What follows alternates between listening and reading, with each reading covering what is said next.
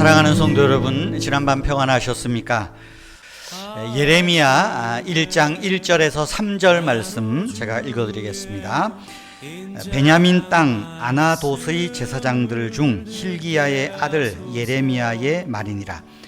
아몬의 아들 유다왕 요시야가 다스린 지 13년에 여호와의 말씀이 예레미야에게 임하였고, 요시야의 아들 유다의 왕 여호야김 시대부터 요시야의 아들 유다의 왕 시드기야의 11년 말까지 곧 5월에 예루살렘이 사로잡혀 가기까지 임하니라.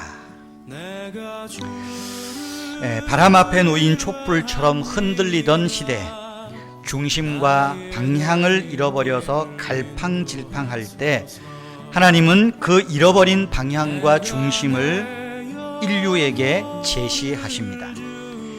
특별히 하나님은 당신의 말씀 안에서 그 중심과 방향을 찾게 하십니다. 이 일을 위해서 하나님은 누군가를 택하여서 당신의 뜻을, 당신의 방향을, 당신의 중심, 목적을 말하게 하셨습니다. 바로 그 사람이 예레미야였습니다.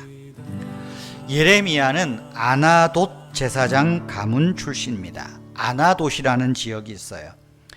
아나돗은 예루살렘에서 북쪽으로 5km 정도 멀리 좀 떨어져 있는 작은 마을이었습니다.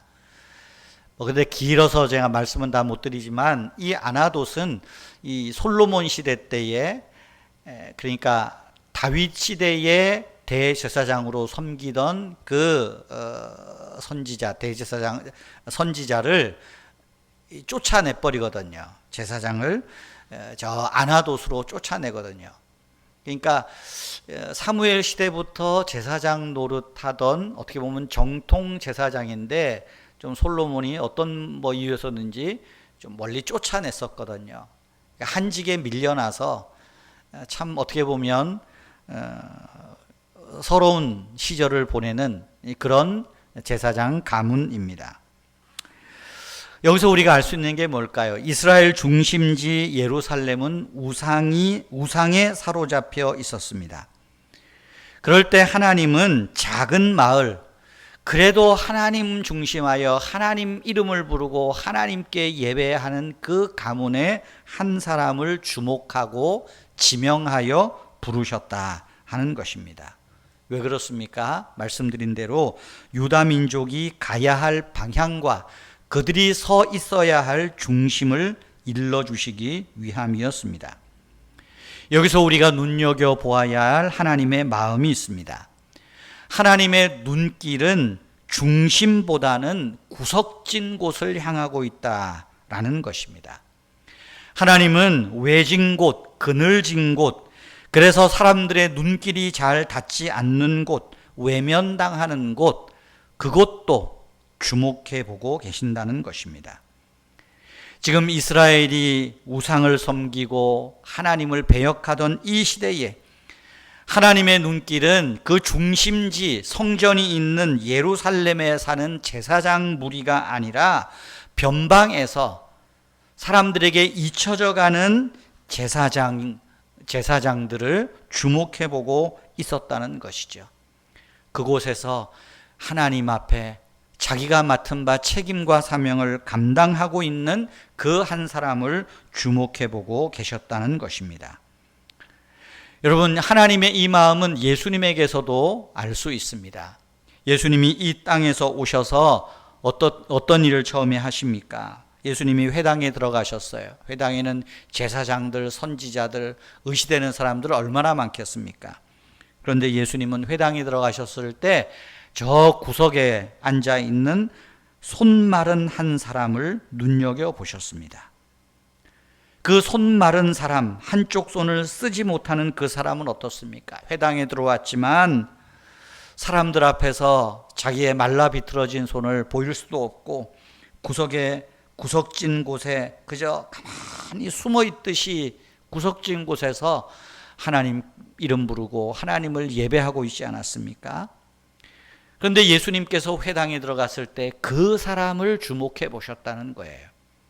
그래서 마가복음 3장 3절에 보면 예수님께서 그 사람에게 말합니다. 일어나서 가운데로 나오너라. 일어나서 중심지로 와라. 그 말이죠. 여러분, 여기 손 마른 사람은 이름을 대면 누구나 알 수 있는 대도시에 사는 사람 아니었습니다. 회당 중심이 아닌 가장자리에 앉아서 자기의 고통을 호소했던 그 사람을 보시고 일으켜서 이제 중심에 가운데 세우고 주님이 말씀하고 있다는 사실입니다. 예레미야의 오늘 말씀이 우리에게 주는 교훈이 바로 이것입니다. 아나돗에 있는 제사장들 중 hil기야의 아들 예레미야에게 하나님이 말씀하셨다. 그를 주목하여 보셨다. 그 말이죠. 여러분, 하나님의 방법은 우리의 방법과 다릅니다. 하나님의 일하시는 방법은 또한 우리가 일하는 방법과도 다릅니다. 바울도 그것을 분명히 알았던 것 같아요. 고린도전서 1장에 보면 하나님은 세상에 천하고 멸시받고 없는 것들을 택하여서 있는 것들을 폐하시고 아무 육체도 하나님 앞에서 자랑하지 못하게 하려 하신다. 그 말 뭐겠어요? 하나님의 마음은 중심에서 의수되고 설쳐되는 그런 사람들이 아니라 나는 거룩하다 거룩하다 하나님 이름을 부르는 사람이 아니라 저 구석진 곳에서 사람들이 주목하지도 않은 그곳에 앉아서 하나님을 부르고 있는 그 사람. 그가 바로 아나돗에 있었던 예레미야고 회당 구석에 앉아 있었던 그 한편 손 마른 사람 아니었겠습니까? 인간의 생각에 갇히면 하나님의 뜻을 이해할 수 없습니다. 저 사람 누구야? 웬 촌뜨기야? 그런데 하나님은 그 사람을 눈여겨보고 계신다. 우리가 이것을 기억해야 될 것 같습니다. 중심이 아닌 가장자리에 있는 누군가를 중심으로 불러내시는 하나님. 여러분, 오늘 우리가 너무 화려하고 드러나는 그것만이 아니라 혹시 하나님이 눈여겨볼 사람이 어디 없을까? 구석진 곳에서, 누구도 알아주지 않는 곳에서 하나님, 저 여기 있습니다. 저 여기 있습니다.